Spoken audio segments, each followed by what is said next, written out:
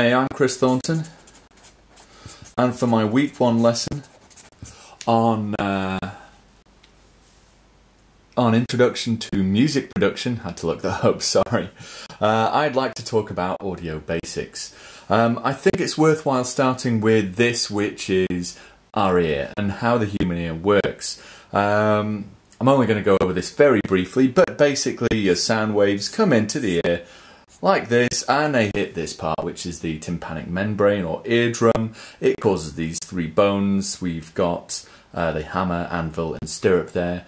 It causes those 3 to bang against each other, and that sends the sound into this part, which is the cochlea. These tiny little hairs in the cochlea then vibrate and send a signal along the auditory nerve, and we perceive that as sound. Here's an overview of someone who's got slightly more hair than me, and a sound hitting this person's head from the side. It's about 34-35 centimeters, and sound is actually traveling at 314 meters per second in air, roughly under standard temperature and pressure. It can vary a little bit depending on atmospheric conditions, but roughly about 340 meters per second, which means that it takes about 1 millisecond for sound to cover the diameter of a typical human head.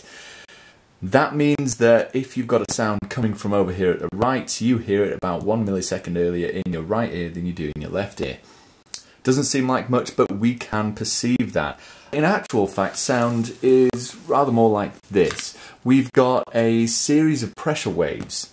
We've got areas of high pressure and areas of low pressure. This is known as compression and rarefaction. It's a longitudinal wave. As these pressure waves move through the air with bits of high pressure and bits of low pressure moving at 340 meters per second, as they hit our eardrums, they're what causes us to perceive sound. It can be tricky to picture, but try and think of ripples in a pond spreading out. It behaves in a very, very, very similar way. What we've got here, if we were to draw this as a waveform, because it's tricky to represent it like this, and it, as you can imagine, it's taken me quite a while to draw this. Because it's tricky to represent it in this way, we tend to represent it actually as a transverse wave. That's a side-to-side wave where the displacement is at right angles to the direction of travel. But in actual fact, the compression is in the direction of travel. But just to make it easier to draw, we tend to represent it something like that. This would be the wavelength there. And if you do physics, it's often represented with the Greek letter lambda, but you don't need to worry about that. What you do need to know about is the fact that the closer these waves are together, the higher pitch or higher frequency you hear, because more of those waves are hitting you every second. They all travel at 340 meters per second. So if you can cram more waves into a particular space, then you hear that as a higher pitch. If you halve the wavelength, so you get twice as many peaks in a particular amount of space, we hear that as an octave higher.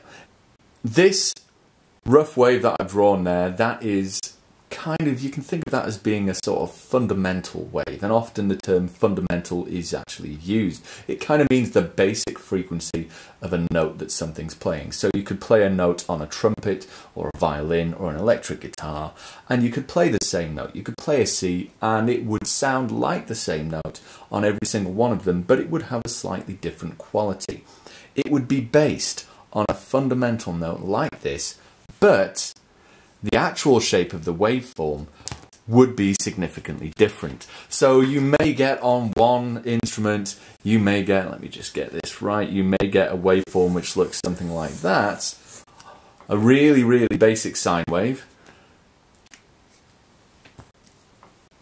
But if you were doing something slightly more complex, if you were playing on a different instrument, then you may get a wave which looked something like this perhaps. This has the same frequency. It's repeating itself at the same rate. It's repeating itself in step with the original one. So it's got the same, what we call the same fundamental frequency there, but it's going to sound different. It's going to sound like a different instrument. It's going to have a different quality to it. And that's what we call the timbre. The last thing that I want to talk about is the amplitude. You can picture a high amplitude wave as being very tall waves, and a low amplitude wave as being waves which aren't as tall, but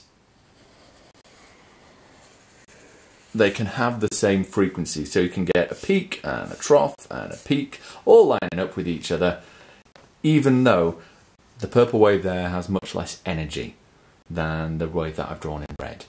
In real terms, this corresponds to greater pressure variations in the air, and so it makes our eardrum move more, and we perceive that as a louder or a quieter sound, depending on how much that is. Okay, this has been an interesting experience. I hope that it's been some use to you. Thanks very much.